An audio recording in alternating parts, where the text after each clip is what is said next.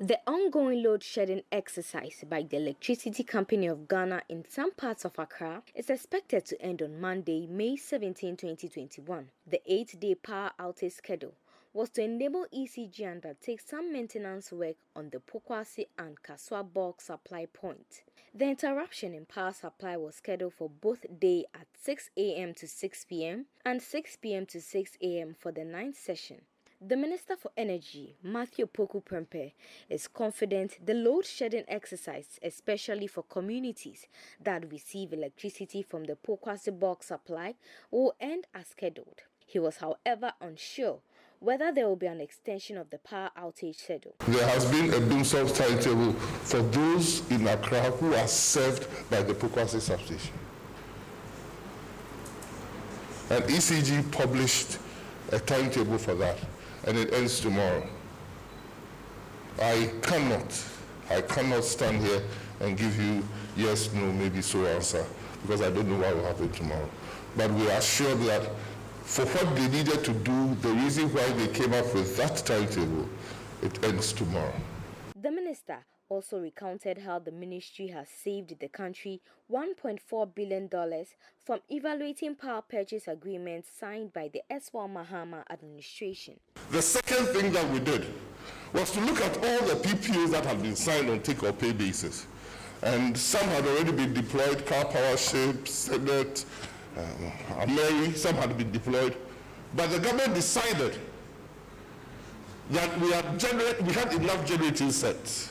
And so there was no need to deploy more generating sets at that time. So we deferred 3 notable generating sets. We deferred Rotan Energy. We deferred 3 different types. And it saved Ghana, those 3 generating sets that we deferred, saved Ghana as much as $1.24 billion.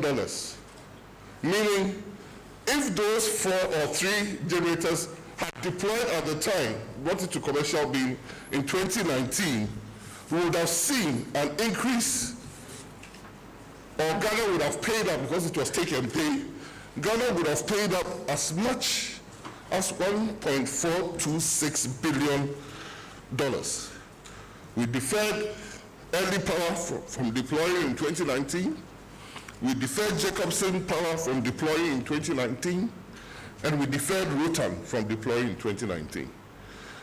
Each of the 3, would have cost us $475.5 million if they are deployed. Dr. Matthew Poku Prempeh further explained how the government is paying off various energy sector debts. I've gone at length to explain that the debt had already accumulated before Nana Addo came to office. What it's been doing is been paying the debts down. Even though we are still accumulating, the rate of accumulation is far, far lower because we are paying. And that is the commitment, because they've seen the government paying, they keep the light on. We didn't say we don't have debt. But you can have a debt accumulating that way or that trajectory, depending upon how much you are paying every time. And that is why, apart from the ESLA, apart from the cash waterfall, apart from the gas clearinghouse, we have instituted a Delta Fund to accumulate more money to not only pay or probably eliminate the debt, but pay promptly going forward as well. The $2.63 billion we talked about was to ECG. ECG is the one that has entered into most of the power purchase agreement. It buys the energy from the generators. The generators get the energy from the gas, right? So when ECG gets money, it has to pay its contractors, it has to pay its staff, it has to pay for its investment cost, and it has to pay for the energy it's bought.